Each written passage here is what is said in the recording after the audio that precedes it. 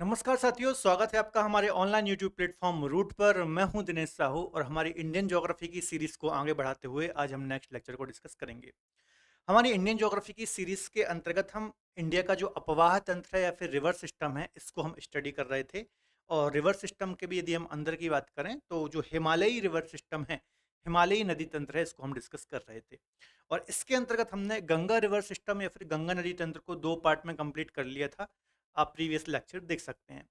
आज का जो वीडियो लेक्चर है वो सेकंड हिमालयी तंत्र से संबंधित है और आज के वीडियो लेक्चर में हम सिंधु रिवर सिस्टम या फिर सिंधु नदी तंत्र को बहुत ही डिटेल में डिस्कस करेंगे। बात करें किसी भी एग्जाम के दृष्टिकोण से, जो ये सिंधु नदी तंत्र है काफी महत्वपूर्ण है और अक्सर इस टॉपिक से हमें एग्जाम्स में क्वेश्चन देखने को मिलते हैं। ठीक है, तो चलिए सीधे हम टॉपिक को स्टार्ट करते हैं। टॉपिक को स्टार्ट करने से पहले थोड़ा सा मैं आपको अपडेट देना चाहूंगा। यदि आप हमारे साथ जुड़ करके किसी भी एग्जाम की तैयारी करना चाहते हैं तो प्ले स्टोर से आप हमारी रूट एप्लीकेशन को डाउनलोड कर सकते हैं।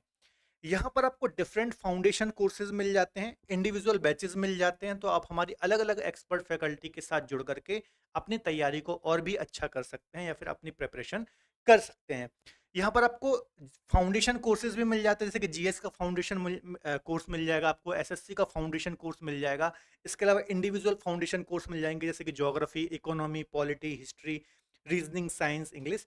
तो सभी जो भी सब्जेक्ट हैं आप पढ़ना चाहते हैं तो बिल्कुल आप जुड़ करके पढ़ सकते हैं। आप हमारी एक बार रूट एप्लीकेशन को विजिट जरूर कर लीजिए। यदि आप मुझसे ज्योग्राफी पढ़ना चाहते हैं, ठीक है, इंडियन ज्योग्राफी हो या फिर वर्ल्ड ज्योग्राफी हो, तो यहाँ पर आप मुझसे ज्योग्राफी भी पढ़ सकते हैं। ठीक है, चलिए सीधे हम टॉपिक को स्टार्ट करते हैं और आज का जो रिवर सिस्टम है सिंधु रिवर सिस्टम, इसको हम पढ़ना स्टार्ट करते हैं। देखिए बच्चों, यदि हम सिंधु नदी की बात करें, ठीक है, आपको पता होगा ये हमारा इंडिया का एक मैं छोटा सा यहाँ पर मैप बना देता हूँ, है ना। ये ऊपर का ये लद्दाख वाला रीजन है और यहाँ पर ये जम्मू कश्मीर वाला रीजन है। और यहाँ पर ही मानसरोवर झील के पास से इस प्रकार से सिंधु नदी निकलती है, तिब्बत, भारत और पाकिस्तान होते हुए अरेबियन सी में जाकर के ये गिरती है। ठीक है, यदि हम बात करें यहाँ पर, ठीक है, यहाँ पर छोटा सा मैंने इंडिया का ऊपर का नदर्न वाला मैप बना दिया। अब देखिए, मैंने आपको प्रीवियस लेक्चर्स में भी पढ़ा रखा है कि सिंधु नदी का हमारे पूरे भारतीय इतिहास में काफी महत्व रहा है। सिंधु घाटी सभ्यता भी जो है वो इसी नदी के किनारे फली फूली थी। इसके अलावा जो हमारे भारत के दो नाम हैं, ठीक है, पहला नाम कौन सा है? एक तो है हमारे जो इंडिया का नाम है वो है इंडिया, ठीक है, और एक नाम जो आप पढ़ते हैं हिंदुस्तान, ठीक है, हिंदुस्तान। तो ये जो दो नाम हमारे भारत के हैं, इंडिया और हिंदुस्तान, ये इसी सिंधु नदी की देन है। ठीक है, इसी सिंधु नदी की देन है। क्यों? ये मैंने आपको पहला लेक्चर जब पढ़ाया था इस सीरीज का, इंट्रोडक्शन ऑफ इंडिया, और भारत के जितने भी नाम है वो आपको समझा रहा था, तो मैंने आपको बताया था कि प्राचीन समय में आप यहाँ पर यदि हम भारत के मैप को देखेंगे, ठीक है, तो यहाँ पर पूरा हिमालय है उत्तर में, नीचे एक साइड बंगाल की खाड़ी दिखेगी, एक साइड अरेबियन सी देखने को मिलेगा। तो प्राचीन समय में कोई भी भारत आता था तो उसको इस सिंधु नदी को क्रॉस करके ही भारत आना होता था। ठीक है, तो विश्व में हमारी ऐसी छवि थी कि एक नदी है इंडस या फिर सिंधु, उसके किनारे एक देश है। ठीक है, तो वहां से ही हमारा एक नाम आया इंडिया। ठीक है, और ये नाम यूनानियों के द्वारा दिया गया था। ठीक है, या फिर जो पश्चिमी देश थे वो ये शब्द यूज करते थे। ठीक है, इंडस, और इस नदी का नाम क्या था? इंडस। ठीक है, और इसी इंडस से बना इंडिया। ठीक है, इसके अलावा हिंदुस्तान कैसे पड़ा? तो हमारा एक पड़ोसी देश है पाकिस्तान, एक है अफगानिस्तान और उसके बगल में है ईरान। कौन सा देश है? ईरान। ठीक है, और इसको ही पहले हम बोलते थे फारस। ठीक है, या फिर फारस। ठीक है, और यहाँ पर जो लोग रहते हैं उनको हम बोलते हैं पर्शियन। तो इन्हीं फारसी लोगों के द्वारा, जो कि ईरान के निवासी हैं, इनके द्वारा ही ये नाम दिया गया हिंदुस्तान। क्यों? क्योंकि इसका हिंदी में नाम है सिंधु। ठीक है, अब जो ये फारसी लोग होते हैं, ठीक है, ये सा को हा प्रोनाउंस करते हैं, सा प्रोनाउंस नहीं करते। ठीक है, तो इसी सिंधु से बन गया हिंदू। ठीक है, तो इस नदी का काफी महत्व है हमारे पूरे प्राचीन इतिहास की बात कर लीजिए, किसी भी दृष्टिकोण से तो काफी महत्वपूर्ण नदी है। इसके अलावा भारत ही नहीं, एशिया की काफी बड़ी नदी है, महत्वपूर्ण नदी है। तो इसी नदी को आज के लेक्चर में हम पढ़ने वाले हैं। ठीक है, चलिए सीधे हम इसको पढ़ना स्टार्ट करते हैं। ठीक है, चलिए देखिए, सबसे पहली बात, इसका ओरिजिन कहाँ से होता है? ठीक है, तो यहां पर यदि आप देखेंगे तिब्बत रीजन में, ठीक है, ये क्या है? तिब्बत रीजन है, और यहां पर एक झील है, मानसरोवर झील। मान सरोवर झील। ठीक है। अब देखिए जो तिब्बत रीजन है बच्चों, यहाँ पर जो मानसरोवर झील है ना, यहाँ से 3 प्रमुख नदियां निकलती हैं इसके आसपास से। ये मान लीजिए मानसरोवर झील है, ठीक है, मान सरोवर झील है। यहाँ से 3 नदी निकलती है। एक तो इस प्रकार से सिंधु निकलती है, या फिर जिसको हम इंडस बोलते हैं, ठीक है। एक इस प्रकार से यहाँ के आस, एग्जैक्ट यहाँ से नहीं निकलती, ये बहुत बड़ी झील है, इसके आसपास से ही निकलती है। एक इसके पास से निकलती है सतलज, जो कि इसी सिंधु नदी तंत्र का हिस्सा है। और एक पूर्व की ओर बहती है इस प्रकार से, जिसको हम बोलते हैं ब्रह्मपुत्र। ब्रह्मपुत्र, या फिर इसको तिब्बत में हम बोलते हैं यारलुंग सांगपो। इसको भी हम बाद में पढ़ेंगे, ठीक है। तो इस मानसरोवर झील के पास से ये 3 प्रमुख नदियां निकलती हैं। इंडस, जिसको हम सिंधु आज हम पढ़ रहे हैं, एक सतलज और एक ब्रह्मपुत्र, या फिर इसको हम तिब्बत में सांगपो बोलते हैं, ठीक है। तो याद रखना है, महत्वपूर्ण ये झील है। और इसी के उत्तर में आपको एक पर्वत भी देखने को मिलेगा, कैलाश पर्वत, ठीक है। कैलाश पर्वत, इसको भी हमने डिस्कस किया था, ये किसका हिस्सा है, तो ये ट्रांस हिमालय का हिस्सा है, ठीक है। और यहाँ से ही अलग अलग ग्लेशियर से ये नदी निकलती हैं। एक और महत्वपूर्ण पॉइंट, ये जो तीनों नदियां हैं बच्चों, ये कैसी हैं, स्टार्टिंग के लेक्चर में मैंने आपको बताया था, ये तीनों ही पूर्ववर्ती या फिर एंटीसीडेंट है ना, पूर्ववर्ती नदियों का उदाहरण है ना। पूर्ववर्ती नदियां, अब पूर्ववर्ती नदियां क्या होती हैं, मैंने आपको बताया था जब मैं आपको नदियां पढ़ाना स्टार्ट कर रहा था, तब मैंने आपको समझाया था पूर्ववर्ती अनुवर्ती ये सब नदियां जो होती हैं क्या कहलाती हैं। तो पूर्ववर्ती नदियां ऐसी नदियों को बोलते हैं जो अपना रास्ता स्वयं बनाती हैं। ऐसा नहीं कि ढाल के अनुरूप बहेंगी, वो अपना रास्ता स्वयं बनाती हैं, ठीक है। इसके अलावा हिमालय के उत्थान से भी पहले से ये नदियां प्रवाहित हो रही हैं, इनको हम बोलते हैं पूर्ववर्ती नदियां। और इनके सबसे अच्छे एग्जाम्पल हैं सिंधु नदी, सतलज नदी, ब्रह्मपुत्र नदी। और इनकी क्या विशेषताएं होती है, तो पूर्ववर्ती नदियां बच्चों जो होती हैं, ये गहरे गहरे महाखड्ड, गॉर्ज, कैनियन का निर्माण करती हैं। क्या करती हैं, वी आकार की घाटी, आपने सुना होगा, वी आकार की घाटी, है ना। इसी को आप 2 प्रकार से समझ सकते हो। एक तो होता है गॉर्ज, जिसको महाखड्ड बोलते हैं, और एक होता है यहाँ पर कैनियन, एक होता है यहाँ पर कैनियन, ठीक है।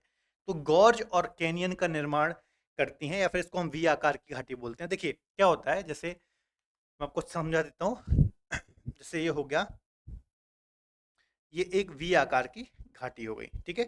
जो कि जब नदी बिल्कुल युवावस्था में होती है, ठीक है, तो जब ये बहुत ज्यादा कटाव करती है, चूंकि ये पर्वतीय क्षेत्रों में बह रही, तो बहुत ज्यादा कटाव करेगी, है ना, चीजों को काटेगी, तो इस कारण से वी आकार की घाटी बनाती है। और इसी को जब यदि बिल्कुल ये इस प्रकार से काटती है ना, इस प्रकार से, तो इसको हम गॉर्ज बोल देते हैं। और इसी का और ज्यादा बड़ा विशाल रूप क्या होता है, कैनियन होता है, ठीक है। तो इसको हालांकि हम बाद में भी डिस्कस करेंगे, अभी हमें उतना डिटेल में नहीं जाना, तो ये थोड़ा सा डिटेल आपको याद रखना है।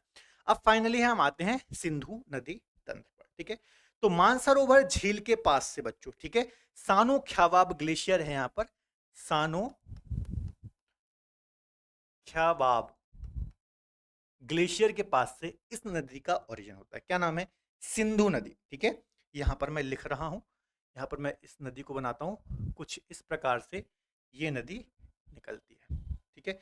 और कहाँ पर जाके गिरती है, इसका मुहाना कहाँ बनता है, ये डेल्टा बनाती है ना, यहाँ पर मैं लिख दे रहा हूँ, ये डेल्टा बनाती है कहाँ पर, कराची के पास, है ना, कराची के पास ये,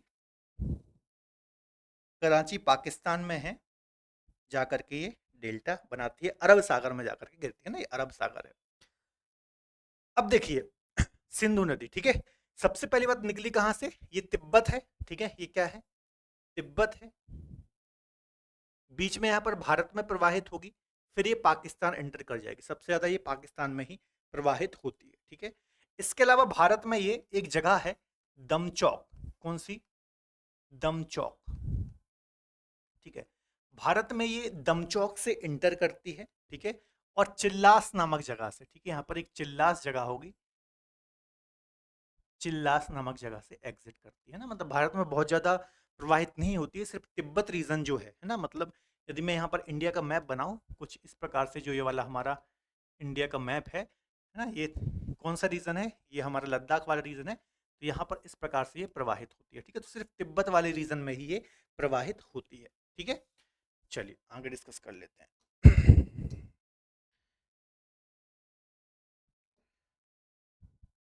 चलिए, ठीक है।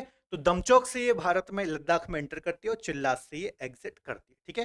फिर एक और यहाँ पर आपको ग्लेशियर देखने को मिलेगा, ठीक है। यहाँ पर आपको एक महत्वपूर्ण ग्लेशियर देखने को मिलेगा, ये हम पढ़ चुके हैं। इस ग्लेशियर का नाम है बच्चों, इस ग्लेशियर का नाम क्या है? काराकोरम रेंज के अंतर्गत आता है, सियाचिन ग्लेशियर, है ना। क्या नाम है इसका? सियाचिन ग्लेशियर। सियाचिन ग्लेशियर से एक नदी निकलती है, ठीक है। एक नदी निकलती है जिसका नाम है नुब्रा नदी। क्या नाम है इसका? नुब्रा नदी, ठीक है। समझ में आ रहा है आपको? ठीक है, यहाँ पर मैं फिर से लिख देता हूँ, आपको शायद समझ नहीं आ रहा होगा। इसको हम बोलते हैं नुब्रा नदी। नुब्रा नदी का ओरिजिन कहाँ से होता है? सियाचिन ग्लेशियर से होता है, ठीक है। एक और यहाँ से नदी निकलती है काराकोरम रेंज के आसपास से ही, जिसको हम बोलते हैं श्योक नदी, ठीक है। काराकोरम रेंज के आसपास से ही निकलती है श्योक नदी। और जो नुब्रा नदी सियाचिन ग्लेशियर से निकल रही है, ये श्योक की सहायक नदी है, ठीक है। और श्योक आगे चल करके किस में मिल जाती है? आगे चल करके सिंधु में मिल जाती है।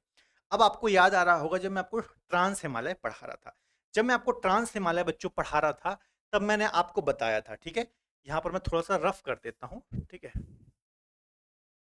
आपका और रिवीजन भी होता जाए, क्योंकि एग्जाम में क्वेश्चन कहाँ से बनेगा ये किसी को नहीं पता, ठीक है। तो देखिए मैंने आपको बताया था 3 रेंजेस हैं। ये हो गई काराकोरम रेंज, ठीक है। फिर यहाँ पर इस प्रकार से है लद्दाख रेंज, और यहाँ पर इस प्रकार से है ये जास्कर रेंज, है ना। और इसको हम क्या बोलते हैं? इनको हम बोलते हैं ट्रांस हिमालय, है ना। इनको हम क्या बोलते हैं बच्चों? ट्रांस हिमालय। ये हम अच्छे से पढ़ करके आए हैं। ये कौन सा हिमालय है? ट्रांस हिमालय, ठीक है। अब जो अभी हम सिंधु नदी पढ़ रहे हैं, ये कहाँ प्रवाहित होती है? तो लद्दाख और जास्कर रेंज के मध्य में इस प्रकार से ये प्रवाहित होती है, ठीक है। ये लद्दाख और जास्कर रेंज के मध्य में प्रवाहित होती है। काराकोरम रेंज के पास से यहाँ पर श्योक नदी प्रवाहित होती है। यहां से ही सियाचिन ग्लेशियर से नुब्रा नदी निकलती है, इस प्रकार से, ठीक है। तो एग्जाम में क्वेश्चन आता है श्योक नदी जो है ये किन रेंजों के मध्य में प्रवाहित होती है? तो काराकोरम और लद्दाख के मध्य में, ठीक है। सिंधु नदी कहाँ प्रवाहित होती है? तो लद्दाख और जास्कर के बीच में। नुब्रा किसकी सहायक नदी है? तो श्योक की है। नुब्रा कहाँ से निकलती है? सियाचिन ग्लेशियर से निकलती है। इसी के दाहिने ओर आपको यहाँ पर लेह शहर भी देखने को मिलेगा। यहाँ पर आपको लेह शहर भी देखने को मिलता है। तो कैसा भी क्वेश्चन एग्जाम में आ जाए, आपको बस पता होना चाहिए, क्लियर होना चाहिए, कैसा भी क्वेश्चन एग्जाम में आ सकता है, ठीक है। तो ये कहानी क्लियर हो गई नुब्रा और श्योक की। किस किस के मध्य में बह रही है? श्योक काराकोरम लद्दाख के बीच में बह रही है। सिंधु लद्दाख और जास्कर के बीच में बह रही है। श्योक आगे चल करके किस में मिलती है? सिंधु में मिल जाती है, ठीक है। चलिए, अब इसकी जो सबसे महत्वपूर्ण बच्चों सहायक नदी है, ठीक है, इसकी जो सबसे महत्वपूर्ण सहायक नदी है वो कौन सी है? तो यहाँ हिमाचल प्रदेश रीजन से 2 नदियां मिलती हैं इस प्रकार से, ठीक है। एक का नाम है चंद्रा, ठीक है। एक नदी का नाम है चंद्रा और एक का नाम है भागा। बड़ा लाचा दर्रे हिमाचल प्रदेश के पास से इस नदी का ओरिजिन होता है, ठीक है। और ये 2 नदियां, इनको संयुक्त धारा को हम चंद्रभागा बोलते हैं, और बाद में ही इस नदी को हम क्या बोलते हैं? चेनाब, ठीक है। ये कौन सी नदी है? चेनाब नदी है, जो कि एकमात्र, अभी जो मतलब यहाँ पर हम मुख्यतः 5 प्रमुख नदियां पढ़ेंगे, उसमें से एकमात्र ऐसी नदी है जो डायरेक्ट जा करके अपना जल सिंधु में मिलाती है, ठीक है। ये बच्चों मिठानकोट, है ना, यहाँ पर ये क्या है? यहाँ पर मैं लिख दे रहा हूं, मिठानकोट पाकिस्तान। मिठानकोट पाकिस्तान में जाकर के अपना जल जो है ये सिंधु में विसर्जित करती है, ठीक है। चंद्रभागा 2 नदियां हैं हिमाचल प्रदेश में, ये मिलती हैं आपस में, इनकी संयुक्त धारा को हम चंद्रभागा भी बोलते हैं या फिर चेनाब बोलते हैं। बड़ा लाचा दर्रे के पास से निकलती हैं, आगे जाकर के ये पाकिस्तान मिठानकोट में जाकर के सिंधु में मिल जाती है, ठीक है। क्लियर है? चलिए आगे डिस्कस कर लेते हैं। अब यहाँ जम्मू कश्मीर रीजन में बैरी नांग झील, ठीक है, बैरी नांग झील और शेष नांग झील, शेष नांग झील के पास से एक नदी निकलती है जिसको हम बोलते हैं झेलम नदी। क्या बोलते हैं? जिसको हम बोलते हैं झेलम नदी, ठीक है। जम्मू कश्मीर रीजन से बहती है। इसी के किनारे बच्चों, इसी के किनारे आपको श्रीनगर भी देखने को मिलेगा, ठीक है। श्रीनगर, नगर, श्रीनगर, ठीक है, आप में से बहुत सारे लोग घूमने गए होंगे, तो जो श्रीनगर है वो इसी झेलम नदी के किनारे है। साथ ही साथ एक और पॉइंट नोट डाउन आपको करना है, ठीक है, एक और पॉइंट आपको नोट डाउन करना है कि ये जो झेलम नदी है, ठीक है, जो झेलम नदी है, ठीक है, इसी के किनारे आपको बूलर लेक देखने को मिलेगी। कौन सी? बूलर लेक देखने को मिलेगी, जो कि ऐसा माना जाता है कि गोखुर झील जो होती है उसका एग्जाम्पल है। ये पूर्णतः गोखुर झील झील हालांकि अभी नहीं है, इसको हम बाद में कभी डिटेल में डिस्कस करेंगे, लेकिन याद रखना बूलर झील जो कि लार्जेस्ट लेक है फ्रेश वाटर की, यहाँ पर ही देखने को मिलती है जम्मू कश्मीर में। तो इससे होकर के ये झेलम नदी प्रवाहित होती है और आगे जाकर के पाकिस्तान में जाकर के ही ये चेनाब नदी में मिलती है, आपको याद रखना है, ठीक है। अब एक और पॉइंट याद रखिएगा, इसकी एक प्रमुख सहायक नदी है ना, यहां पर मैं बना देता हूं, किशन गंगा, जगह नहीं है, याद रखना, किशन गंगा, किशन गंगा नदी, ये किसकी सहायक नदी है? तो ये झेलम की एक प्रमुख सहायक नदी है। किशन गंगा प्रोजेक्ट भी काफी ज्यादा फेमस है, तो ये बात भी आपको याद रखना है, ठीक है। इसको थोड़ा सा मैं अच्छे से लिख देता हूँ, एक मिनट रुकना, ठीक है, थोड़ा सा मैं इसको ऊपर शिफ्ट कर देता हूँ ताकि यहाँ पर जगह बच जाए, है ना। एक मिनट रुकिएगा बस, जस्ट अ सेकेंड। ये मैंने यहाँ पर थोड़ा सा जगह बना दी है ना, ठीक है। चलिए, तो यहाँ से ये एक नदी आकर के मिली जिसको हम बोल रहे हैं किशन गंगा, ठीक है। किशन गंगा किसकी सहायक नदी है? किशन गंगा प्रोजेक्ट भी काफी फेमस है, ठीक है, उसको हम बाद में डिस्कस करेंगे। अभी याद रखिए कि किशन गंगा जो है ये किसकी सहायक नदी है? तो झीलम की सहायक नदी है, जम्मू कश्मीर रीजन में ही ये प्रवाहित होती है। बात समझ में आ गई? चलिए आगे डिस्कस करते हैं, ठीक है। अब यहाँ हिमाचल प्रदेश में ही एक दर्रा है जिसको हम बोलते हैं रोहतांग दर्रा, ठीक है। रोहतांग दर्रे से एक प्रमुख नदी निकलती है जिसको हम बोलते हैं रावी नदी। क्या बोलते हैं? रावी नदी। रावी नदी हिमाचल प्रदेश रोहतांग दर्रे से निकलती है, ठीक है, इसके पास से निकलती है और आगे जाकर के पाकिस्तान में ही, आगे जाकर के पाकिस्तान में ही ये किस में मिल जाती है? तो चेनाब में मिल जाती है, ठीक है। नेक्स्ट नदी जो अभी हमने डिस्कस की थी, इसका नाम है, मानसरोवर झील के पास से ही निकलेगी इस प्रकार से, ठीक है, इस प्रकार से। इसको हम बोलते हैं सतलज नदी। कौन सी नदी है ये? सतलज नदी। ये कहां से निकल रही है? ये मानसरोवर झील के पास से ही, ठीक है, राकस ताल या फिर राक्षस ताल, ठीक है, यहां पर है राकस ताल या फिर राक्षस ताल से निकलती है, तिब्बत रीजन से ही, ये आसपास से ही निकलती हैं। अभी मैंने आपको बताया था, तो यहाँ से ये निकलती है, ठीक है। और यहाँ पर हिमाचल प्रदेश से ये एंटर करती है सिपकीला पास से। यहाँ से भी काफी क्वेश्चन आता है, ये हिमाचल प्रदेश में सिपकीला पास, सिपकीला दर्रा, सिपकीला दर्रा आपने पढ़ा होगा, ये हिमाचल प्रदेश और तिब्बत के मध्य में ये देखने को मिलता है और यहाँ से ही जो सतलज नदी है ये भारत में इंटर करती है, ठीक है। तो राकसताल मानसरोवर झील के पास से निकलती है, शिपकीला पास से भारत में ये इंटर करती है और फिर भारत में हिमाचल प्रदेश और पंजाब वगैरह होते हुए ये आगे पाकिस्तान में जाकर के ही ये किस में अपना जल गिराती है? तो ये चेनाब में ही अपना जल गिराती है। अभी सारी चीजें हम रिपीट करेंगे, घबराने की आवश्यकता नहीं है, ठीक है। अगली यहाँ पर ही हिमाचल प्रदेश में एक व्यास कुंड है ना, इस व्यास कुंड से एक और नदी निकलती है। कहाँ से? ये व्यास कुंड है, इसका मैं कलर चेंज कर देता हूँ, ठीक है।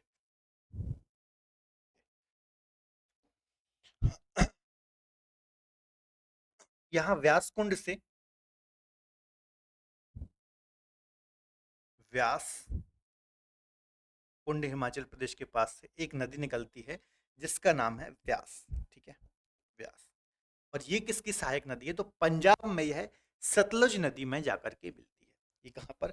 पंजाब, कपूरथला एक जगह है ना, यहाँ पर मैं लिख देता हूँ कपूरथला, कपूरथला पंजाब में ये किससे जाकर के मिलती है? तो सतलज में जाकर के मिलती है। अब ध्यान से समझिए, ठीक है, यहाँ पर एक तो मेन स्ट्रीम सिंधु है, ठीक है। सिंधु की जो इन 5 नदियों में एक दो तीन, एक दो तीन चार पांच, है ना, सिंधु के अलावा ये 5 नदियां हैं।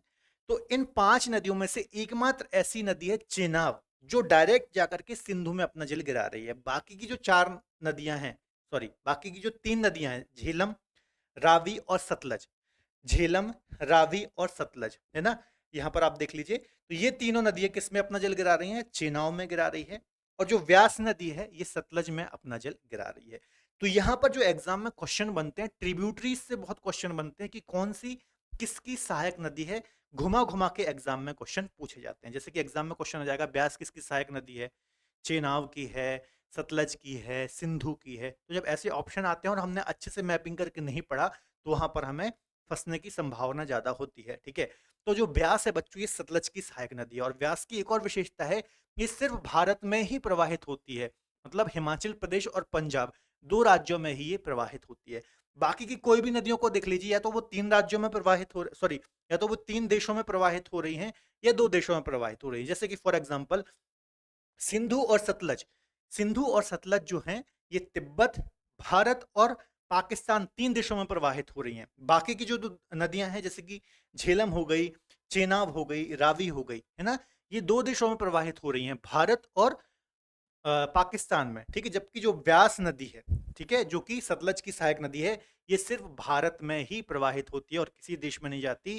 ठीक है, हिमाचल प्रदेश से निकलती है और पंजाब, कपूरथला पंजाब में जाकर के ये सतलज में ना जल गिराती है। ठीक है, अब देखिए, यहां से जो इसकी संयुक्त धारा है ना बच्चों, यहां से जो इसकी संयुक्त धारा आप देख रहे हैं, ठीक है, ये वाली, ये इसकी जो संयुक्त धारा है, ये वाली, ठीक है, ये, तो इसको हम पंचनद के नाम से जानते हैं। क्या?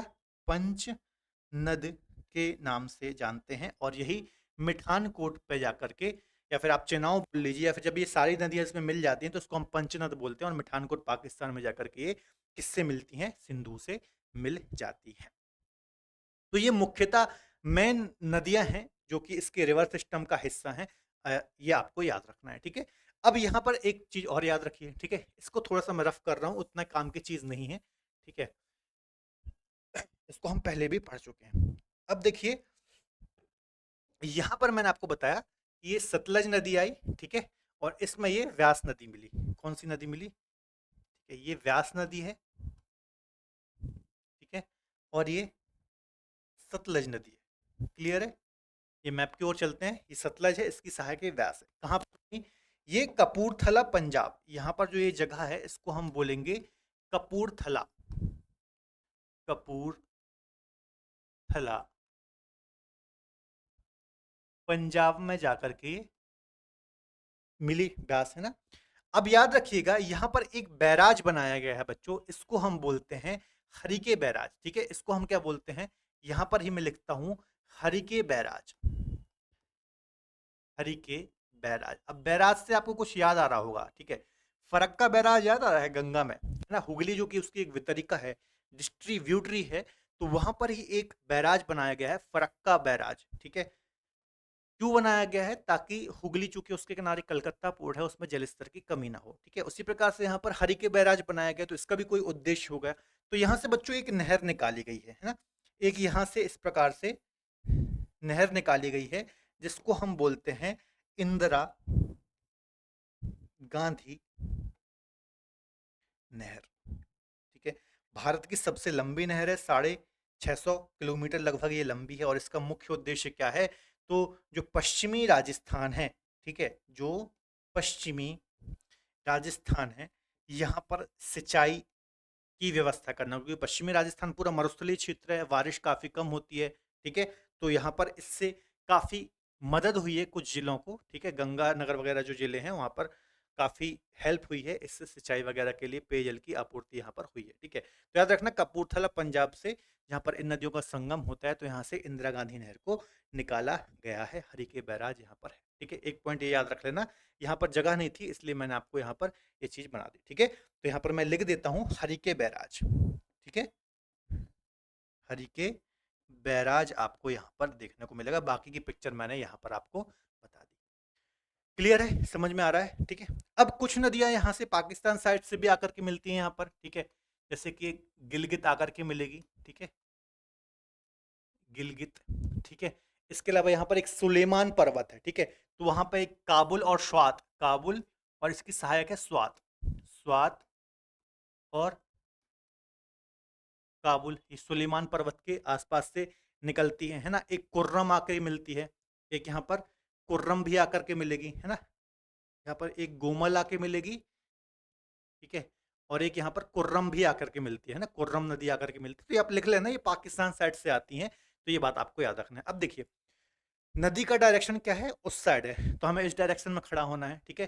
तो ये ऊपर से जो आकर के मिल रही हैं, ठीक है, ये राइट ट्रिब्यूटरी हैं, ठीक है, ये राइट बैंक की सहायक नदी हैं, और ये वाली जो हैं ये लेफ्ट बैंक की ट्रिब्यूटरी हैं, ठीक है। तो ये बात भी आपको याद रखना है। अब देखिए एक और महत्वपूर्ण पॉइंट जो यहाँ से एग्जाम में क्वेश्चन बनता है कि आज़ादी के बाद जब 1947 में भारत और पाकिस्तान दो नए देश अस्तित्व में आए, ठीक है, तो उस समय क्या हुआ कि भारत और पाकिस्तान के मध्य में बहुत सारे विवाद थे, सीमा को लेकर के विवाद थे, राज्यों को लेकर के विवाद थे। उसी के साथ साथ एक और महत्वपूर्ण विवाद था, वो था इन नदियों के जल के बंटवारे को लेकर के, क्योंकि आप देखेंगे सारी नदियां ही, मैक्सिमम नदियां व्यास को छोड़ करके भारत और पाकिस्तान में प्रवाहित हो रही हैं, ठीक है। तो पाकिस्तान को ये डर था कि कहीं भारत इन नदियों के जल की दिशा ना रोक ले, या फिर मतलब डैम बनाकर इनके जल को ना बाधित करे, या फिर इनके रास्ते को ना मोड़ दे, ठीक है। तो इसके चलते वर्ल्ड बैंक की मध्यस्थता से एक हमारे पाकिस्तान और इंडिया के मध्य में, ठीक है, एक मिनट रुकिएगा, यहाँ पर मैं इसको भी मिटा देता हूँ, इसको भी मैं हटा देता हूँ, ठीक है। तो 1960 में, ठीक है, आज़ादी के बाद से ही ये विवाद चल रहा था, काफ़ी लंबा विवाद चला, ठीक है। और 1960 में 1960 में, ठीक है, एक समझौता होता है जिसको हम बोलते हैं सिंधु जल समझौता। ये विश्व बैंक के मध्यस्थता से होता है, ठीक है। इस समझौते में क्या कहा गया था बच्चों कि ये जो ऊपर की तीन नदियां आप देख रहे हैं, सिंधु, झेलम और चेनाब, ठीक है, सिंधु, झेलम और चेनाब, इन तीन नदियों का नियंत्रण, मतलब जो नॉर्थ वाली तीन नदियां हैं इनका जो नियंत्रण है ये किसको दिया गया था, यहां पर मैं लिख देता हूं, ठीक है, यहां पर सिंधु, झेलम और चेनाब, इनका जो नियंत्रण है ये पाकिस्तान को दिया गया, ठीक है। इस समझौते के तहत पाकिस्तान को दिया गया, मतलब इसका 80% जो जल है वो पाकिस्तान यूज करेगा, भारत सिर्फ इसके 20% जल को ही यूज कर सकता है ना। पाकिस्तान इसका 80% जल यूज कर सकता है, भारत सिर्फ, इंडिया सिर्फ इसका 20% जल ही यूज कर सकता है, और इन नदियों का मार्ग भी बाधित नहीं कर सकता, ठीक है। जबकि जो नीचे की तीन नदियां थी, कौन कौन सी, रावी, व्यास और सतलज, ठीक है, इनका नियंत्रण इंडिया को दिया गया, है ना। यहां पर क्या किया गया कि 80% नियंत्रण इंडिया को दिया गया और 20% पाकिस्तान को इनका नियंत्रण दिया गया। अब इन तीन नदियों का मार्ग भी बाधित कर सकता है, ठीक है, और इनका जल का यूज भी मैक्सिमम भारत कर सकता है। तो ये सिंधु जल समझौता हुआ था, ये बात भी आपको याद रखना है, मल्टीपल टाइम से क्वेश्चन एग्जाम में आया हुआ है, ठीक है। तो आई थिंक आपको ये पूरा जो रिवर सिस्टम है अच्छे से समझ में आया होगा, कौन सी किसकी सहायक नदी है, कौन कौन से महत्वपूर्ण पॉइंट हैं, अक्सर यहाँ से हमें एग्जाम में क्वेश्चन देखने को मिलते हैं, ठीक है। तो खासतौर पर ट्रिब्यूटरी से काफी ज्यादा क्वेश्चन यहाँ पर आते हैं, और बाकी जो भी पॉइंट एग्जाम के दृष्टिकोण से इंपॉर्टेंट थे सारे मैंने आपको यहाँ पर डिस्कस करा दी हैं। आई थिंक आपको चीजें अच्छे से समझ में आई होंगी, ठीक है। चलिए अब इससे रिलेटेड महत्वपूर्ण कुछ क्वेश्चंस हैं, उनको भी हम एक बार डिस्कस कर लेते हैं, ठीक है। देखिए पहला क्वेश्चन है, निम्न में से कौन सी हिमालय पार की नदियां हैं, ठीक है, मतलब हिमालय के पार से आती हैं, फिर पूर्ववर्ती नदियां भी आप बोल सकते हैं। ब्रह्मपुत्र, सतलज, गंगा, ब्रह्मपुत्र, सिंधु, गंगा, ब्रह्मपुत्र, सिंधु, सतलज, इसका सही आंसर हो जाएगा ब्रह्मपुत्र, सिंधु, सतलज जो है हिमालय पार की नदियां हैं, मतलब हिमालय के उस साइड से मानसरोवर झील से आती हैं और हिमालय को क्रॉस करते हुए ये अदर जगह पर प्रवेश करती हैं। नेक्स्ट क्वेश्चन है, निम्नलिखित में से किस नदी का उद्गम भारत में नहीं है। तो व्यास का तो भारत से ही होता है, चेनाब का भी भारत से होता है, रावी का भी होता है, जबकि सतलज का कहां से होता है, तो मानसरोवर झील के पास से इसका ओरिजिन होता है। नेक्स्ट है, सिंधु नदी का उद्गम स्थल कौन सा है। तो मानसरोवर झील के पास से ही सानू ख्यावाब ग्लेशियर से इसका ओरिजिन होता है, आपको याद रखना है। नेक्स्ट है, निम्नलिखित में से कौन सी नदी सिंधु की सहायक नदी है? ठीक है, सतलज, चेनाब, रावी, व्यास। मतलब डायरेक्ट सिंधु में अपना जल गिराती है, तो चेनाब नदी जो है ना, ये पंचनद के नाम से डायरेक्ट सिंधु में अपना जल गिराती है। बाकी सतलज चेनाब की सहायक नदी है, रावी इसकी सहायक नदी है, और व्यास जो है ये सतलज की सहायक नदी है। बात समझ में आ रही है? फिर से हम देख लेते हैं। सिंधु, ठीक है, फिर चेनाब, चेनाब डायरेक्ट सिंधु में जाती है, झेलम चेनाब में आकर के मिलती है, रावी चेनाब में आकर के मिलती है, सतलज चेनाब में आकर के मिलती है, और व्यास जो है ये कपूरथला पंजाब में किस में आकर के मिलती है? तो सतलज में आकर के मिलती है। ठीक है, नेक्स्ट है, सतलज नदी का उद्गम स्थल कहां पर है? सतलज का ओरिजिन कहां से होता है? तो चीन तिब्बत मानसरोवर झील के पास से इसका ओरिजिन होता है। किशनगंगा नदी किसकी सहायक नदी है? तो झेलम की एक ट्रिब्यूटरी है, जम्मू कश्मीर रीजन में ये प्रवाहित होती है। ठीक है, अगला क्वेश्चन है, भारत में उत्तर से दक्षिण की ओर, ठीक है, भारत में उत्तर से दक्षिण की ओर जाते हुए, मतलब नॉर्थ टू साउथ की बात यहां पर की जा रही है। नदियों का निम्नलिखित में से सही अनुक्रम कौन सा है? अब हमने सारी नदियां पढ़ी हैं, तो सबसे ऊपर तो श्योक थी, हमने डिस्कस किया था, ठीक है, तो श्योक सबसे ऊपर आ जाएगी। श्योक के बाद आ जाएगी झेलम, ठीक है, झेलम आ जाएगी। झेलम के बाद आ जाएगी, ठीक है, श्योक हो गई, व्यास तो आएगी नहीं, श्योक हो गई, झेलम हो गई, फिर हो जाएगी ब्यास, फिर सतलज। ठीक लग रहा है ये नहीं होगा, ये भी नहीं होगा। ठीक है, इसका बी आंसर ही बच्चों सही हो जाएगा। ठीक है, सबसे ऊपर श्योक है, ठीक है, श्योक के बाद फिर वो सिंधु में आकर मिलती है, सिंधु के बाद फिर आप देखेंगे तो झेलम मिलेगी, झेलम के बाद फिर आपको यहाँ पर चेनाब मिलेगी, फिर रावी मिलेगी, फिर व्यास मिलेगी, और फिर सतलज मिलेगी। ठीक है, पूरा मैप दिखना चाहिए आपको, इतनी प्रैक्टिस करनी है बना बना के कि हर एक चीज आपको दिखनी चाहिए। लेह कहाँ स्थित है? तो सिंधु के दाहिने तट तट पर ये स्थित है। ऐसा भी क्वेश्चन आ जाता है कि जो लेह है बच्चों, लेह जो है, ठीक है, ये किन पर्वत श्रृंखलाओं के मध्य में है? तो ये किसके बीच में है? काराकोरम, लद्दाख, जास्कर, 3 रेंज है, तो लद्दाख और जास्कर जो नीचे वाली रेंज है, इसके बीच में ही आपको लेह देखने को मिलेगा, और इन्हीं दोनों के मध्य में सिंधु नदी भी प्रवाहित होती है। जम्मू कश्मीर की राजधानी श्रीनगर किस नदी के तट पर स्थित है? ये भी मैंने आपको डिस्कस कराया था, झेलम नदी। बूलर लेक भी जो है गोखर लेक का एग्जांपल है, इसी के किनारे है, या फिर इसी से होकर के ये प्रवाहित होती है। तो ये कुछ क्वेश्चन भी मैंने आपको बताए हैं जो कि अलग अलग हर एक एग्जाम में, चाहे वो यूपी पीसीएस की बात करें, एसएससी की बात करें, आरआरबी की बात करें, हर एक एग्जाम में क्वेश्चन आए हुए हैं, ये मैंने आपको यहाँ पर डिस्कस करा है। ठीक है, तो आई थिंक आज का वीडियो लेक्चर आपको पसंद आया होगा। लेक्चर पसंद आता तो प्लीज वीडियो को लाइक करें, इसके अलावा अपने दोस्तों के साथ शेयर जरूर करें। मिलेंगे अगले बेहतर लेक्चर में, तब तक अपना ख्याल रखिए और पढ़ते रहिए। बाय बाय, टेक केयर, जय हिंद।